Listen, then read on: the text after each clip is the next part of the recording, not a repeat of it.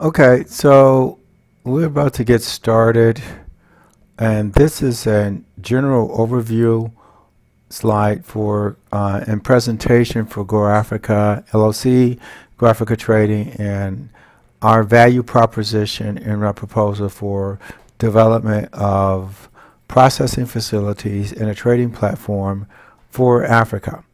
So this is Dr. Denny Beach, President of Go Africa, CEO, and this is more or less a narrative to provide some context to, I guess, the proposal, the business plan, and various apparatus and other documents and devices to our overall strategy.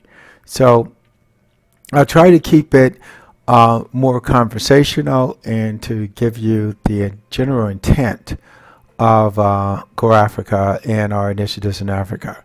So we start with the introduction, the opportunity, value to market, investment, payback schedule, and the closing. So the mission at this point is we believe we can be a leader in the processing of cashews, cacao, peanuts, and other related products on the African continent. And that is not just producing the product to package and I guess, or just sell raw product.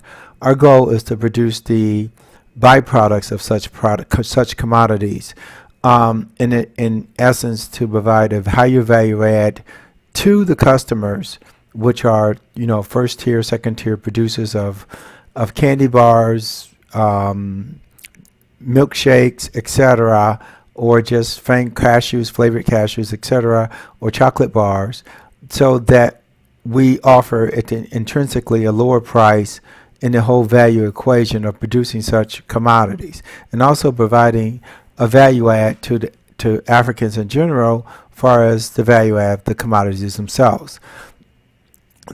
Tertiary, we want to provide a transparent, efficient, and cost-effective supply chain ecosystem in the whole trading apparatus, such as a producer can have 12 containers per month delivered from us, etc., without having to redo the entire process month after month, week after week, or etc. That we're able to offer price stability, shipment, and transparency into the whole commodity ecosystem inside of the continent of Africa over an evolving time frame. This is just an overview of the revamped branding and website, etc., as far as the cashews are concerned. Again, the opportunity, we won't go into so much statistics and percentages, because that can be debated till the cows come home, so to speak.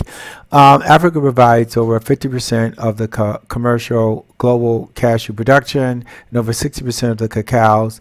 What we're seeing is that with efficient leveraging our institutional knowledge and new technologies, we're able to effectively produce and process such commodities, especially starting in Ghana and migrating to Cote d'Ivoire and other areas.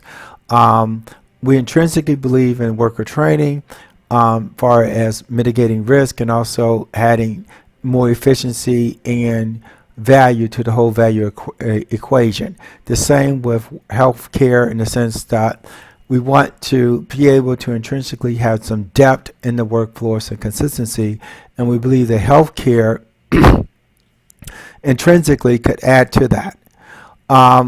Background, we conducted basically a 4-year analysis and observation of the various apparatuses in Africa, from Nigeria, Cote d'Ivoire, Senegal, Kenya, let's see, Ghana. Let's see, I may be missing a couple of countries, but in essence, we wanted to understand why certain facilities and why Africa doesn't succeed. So this is not a more or less benediction or anything like that, or crucifixion or whatever to the proposal, but what we were able to understand through the various offers for us to purchase plants or other apparatus from the government, other individuals in various countries, was that we needed to come up with a strategy as to why certain things are failing, so that we don't reproduce the same event over and over again. So in that, we decided to focus really on the commodities because that's where our strengths could lie, and also is more two-dimensional in the aspect that it's not steel, it's not artificial intelligence, it's not any of those things. It's something that anyone can understand, and also we know that consumers are buying. Our findings could be applied to other areas, and the genesis of the finding was. I won't read the slides in general and let the slides speak for themselves, but in general, insufficient human resources from a staffing perspective. That is that where everything was open or plant was open or facility was open, there was not a depth or transfer of knowledge to make sure the plant could operate or facility could operate on 3 shifts effectively. Importing workers to do something didn't seem to be a sustainable proposition. Also, lack of consistent infrastructure, land, location, power, etc.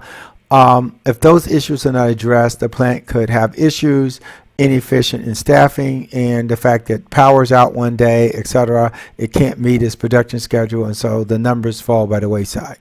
Again, health issues with the workers and the resources. If that's not addressed, then you can have workers contaminating product, or with good intentions not trying to work but falling out on the line with various health issues that, if systemically are not addressed, eventually could propagate certain conditions like strep throat or something through the workforce, and without you really understanding what's happening to your facility.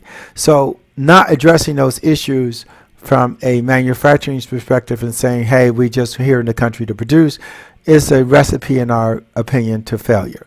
So we designed efficient processes and unique processes to address infrastructure with either with partners and other apparatuses or the government, and health and safety and product certification.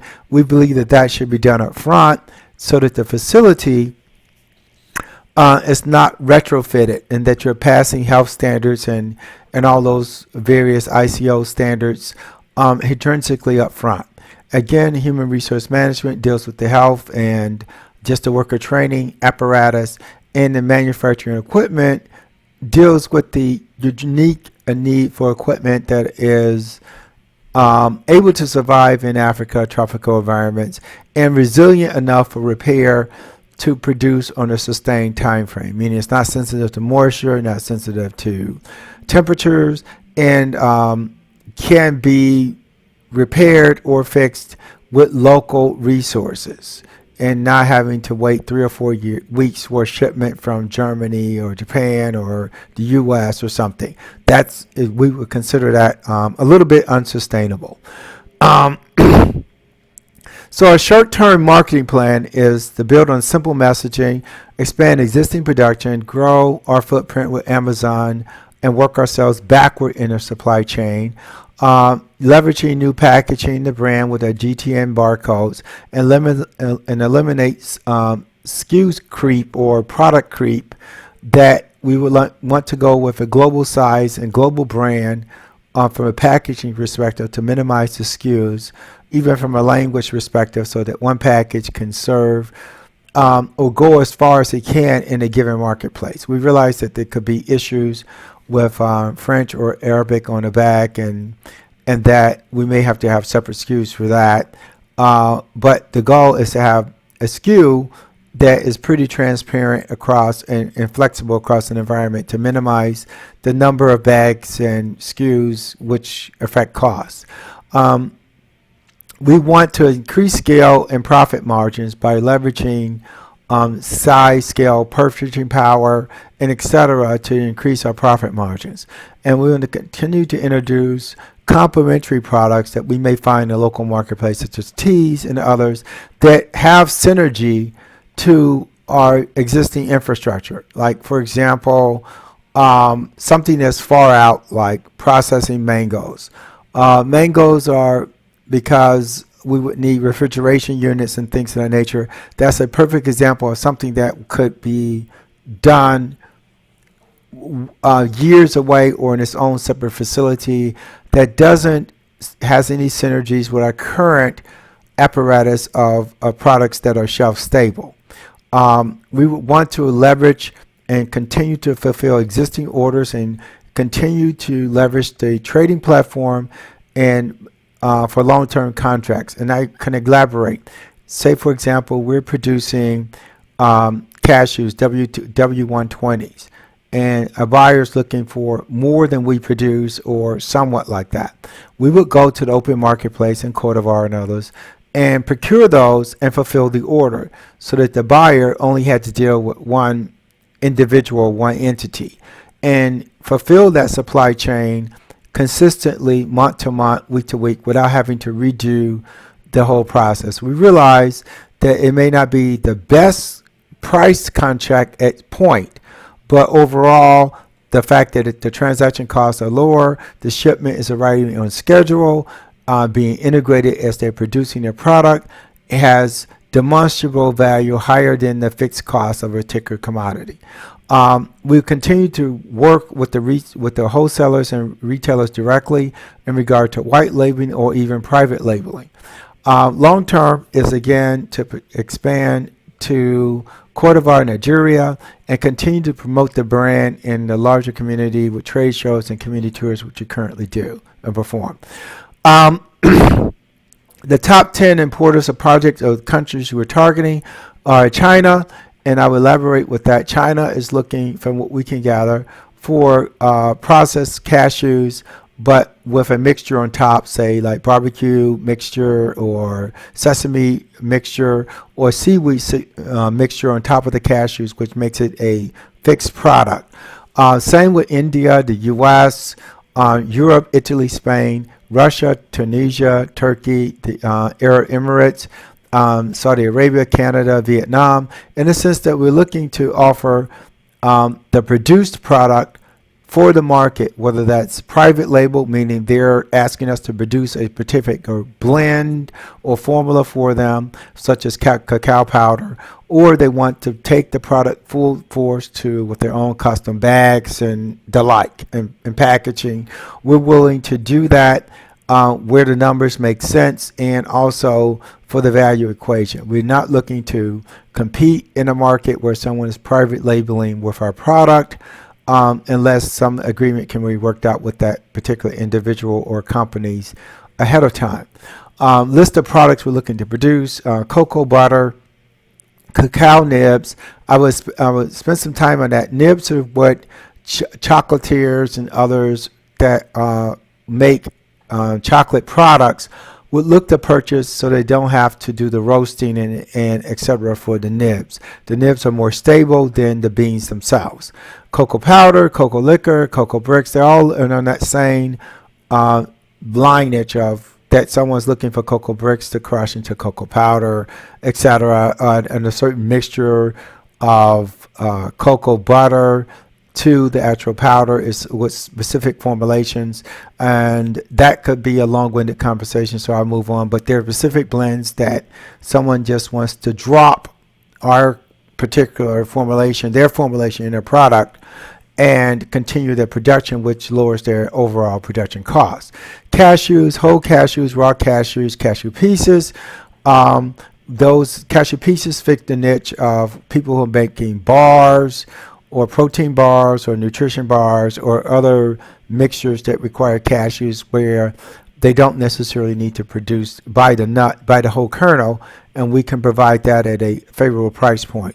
Again, with coffee, custom blends of any nature, single source, meaning from Kenya, Cote d'Ivoire, etc. The same with the roasted coffee. Peanuts are the same with roasted, unroasted, but also peanuts with particular coatings and textures that, like barbecue sauce or seaweed that someone may want on the peanut. We were able to produce that, and also, if appropriate, raw peanuts in the shell that a buyer may be interested in. The value to market, again, we believe there's a gap between the raw production and the finished product.